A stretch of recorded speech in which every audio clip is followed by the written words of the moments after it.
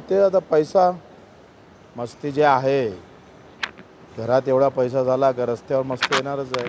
हे शौकीन लोकांनी प्रचंड पैशाच्या माध्यमातून माणुसकी विसरलेले लोक आहेत. त्याचे परिणाम भोगावे लागते थोडे थोडे. बंधन याचं कारणच नाही, कारण अधिकारी आणि नेत्यांना त्याचं काही पडलेलं नाही आहे.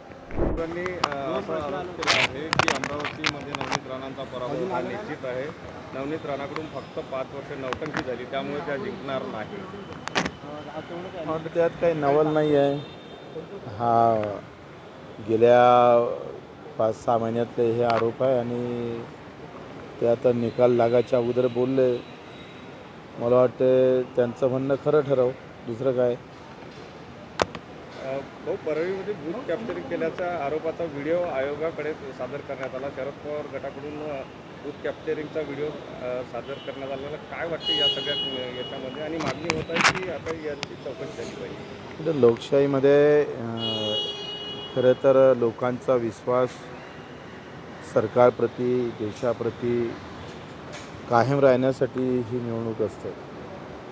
आणि मग त्या निवडणुकीमध्ये ही अतिशय स्पष्ट आणि तेवढंच मला वाटते निस्वार्थपणे आणि निपक्षपणे या निवडणुका झाल्या पाहिजे.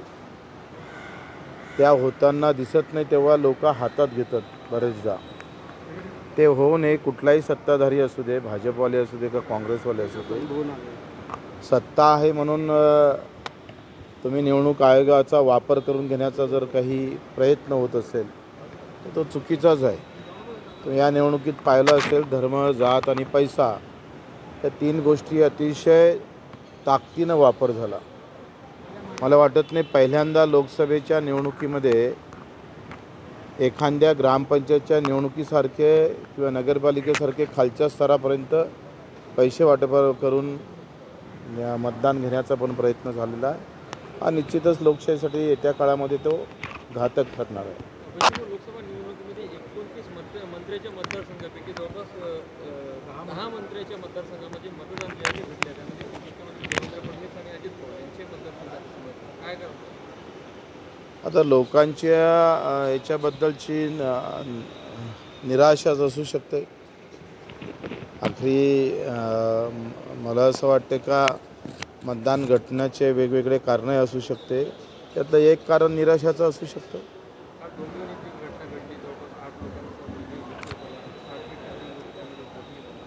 दरवर्षी ह्या घटना घडतात आणि त्याच्यात काही कोणी उद्योगपती, अधिकारी कधीच मरताना मी पाहिले नाही.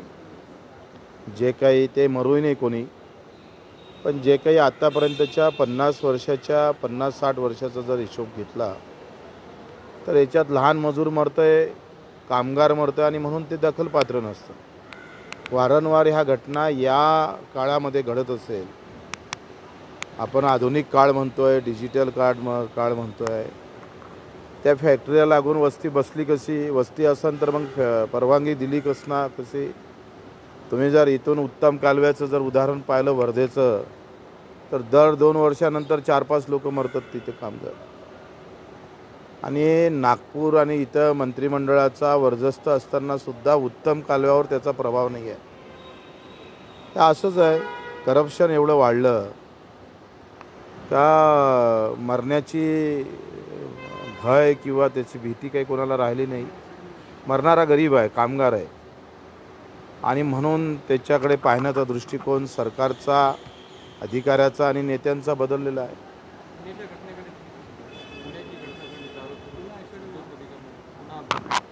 ते मला माहीत नाही.